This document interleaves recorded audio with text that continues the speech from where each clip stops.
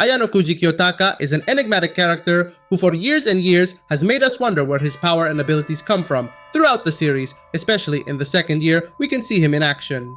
But what if I told you that the Ayanokouji we see is not even a fifth of what he was, and that Arisu was completely wrong when he said that Ayanokouji was an artificial genius? These doubts and many more will be answered in this video.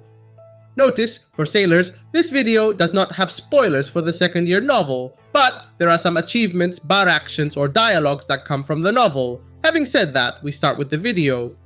In order to understand Ayanokouji, there are several factors that must be clear, and here I have to make a small point or explanation. If you have only seen the anime, it is almost impossible for you to realize it since they have eliminated almost 90% of all thoughts Ayanokouji interns.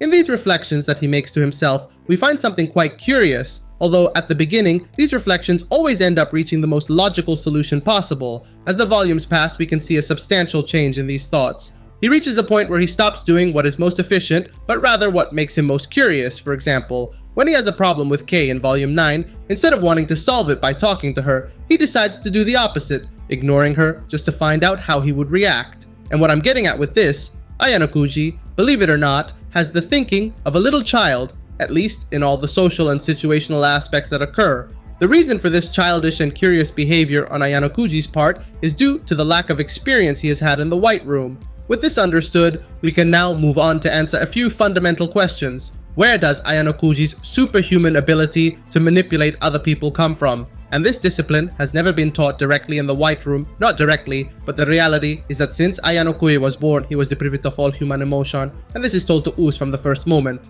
For me, this is one of the most chilling phrases in the novel, Ayanokouji's first memory of life. Day after day, he spent more and more time staring at the ceiling. At first, I cried. I cried because I missed people, but then I knew that no one was going to come and help me. Now, several things should be emphasized. The training carried out by the fourth generation of the White Room, the Ayanokouji generation, uses the maximum level of intensity, being the most extreme curriculum of all.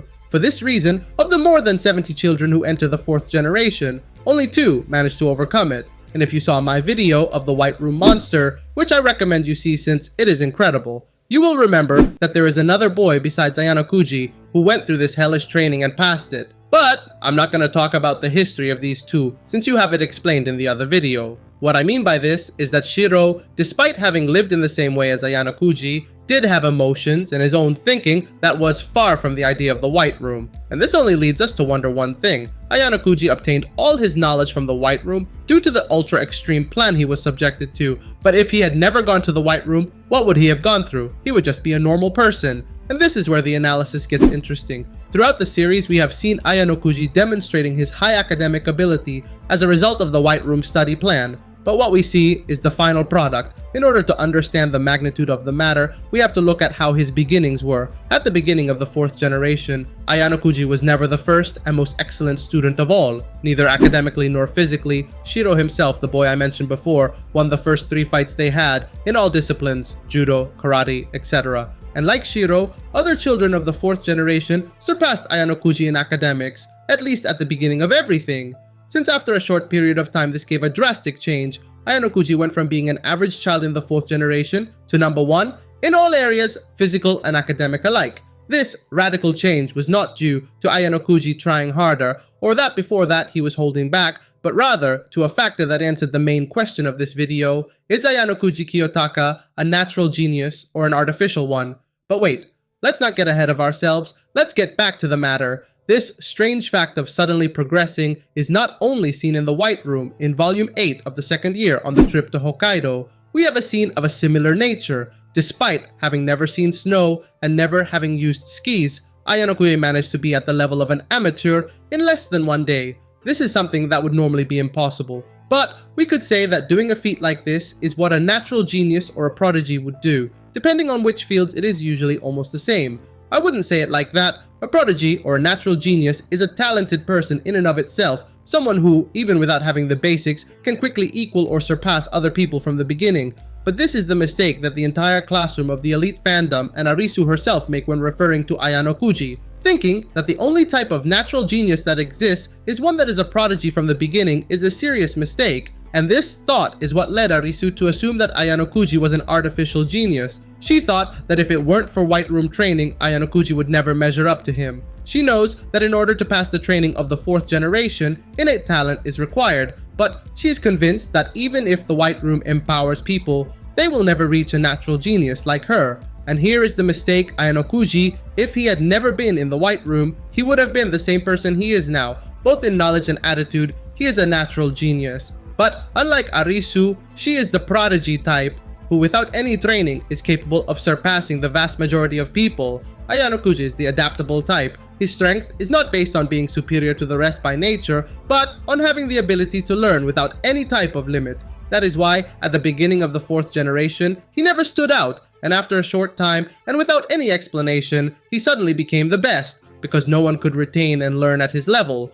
No one had the ability to adapt to all kinds of information with that speed, we could say, and so that you understand it better, in these graphs of time and knowledge, you can see how the power of Arisu and Ayanokouji, two natural geniuses like him, compare. Both tend to rise, but each one does it in their own way. Now there is still one last thing to answer. We already know that even if Ayanokouji had not trained in the White Room, he would end up being a genius in any field. But what about his personality? If he had been treated like any normal human with an ordinary family, he would still see people as pawns. In this case, the answer may be more uncertain, since trying to talk about human behavior in the social sphere is like trying to count the stars of the universe with your eyes. But one thing is certain, that in the 4th generation, all human emotions will be eliminated does not mean that they cannot develop. And both Shiro and Yuki, another girl who appears in Volume 0, are children who, like Ayanokouji, have lived deprived of all human emotions. But we can see how they have developed them. In different scenes, we can see how, unlike Ayanokouji, they do have human emotions. So, although it is true that this is impossible to prove personally, I believe that even if Ayanokouji had not entered the White Room, the result would have been exactly the same. The White Room only accelerated the creation of the monster that is Ayanokouji Kiyotaka today. He is not a cold person without feelings for having been in the White Room. He is like that by nature. The one of the more than 500 children of all generations in the White Room is the only anomaly that has broken all the schemes. Ayanokouji is definitely a natural genius, but on top of that, he is a manipulator. Not because it has been instilled in him, since there is no one in the White Room with his attitude, but because his nature is that, seeing others as simple pieces on the board. As long as he wins, everything else doesn't matter. And curiously, despite being the masterpiece of the White Room, Ayanokouji has shown that its ideal is wrong. The social environment in which one grows up does not decide the future of that person. Since you have to know one thing, not all natural geniuses are manipulators, but all manipulators are natural geniuses. You can call me Bless and consider subscribing to my channel.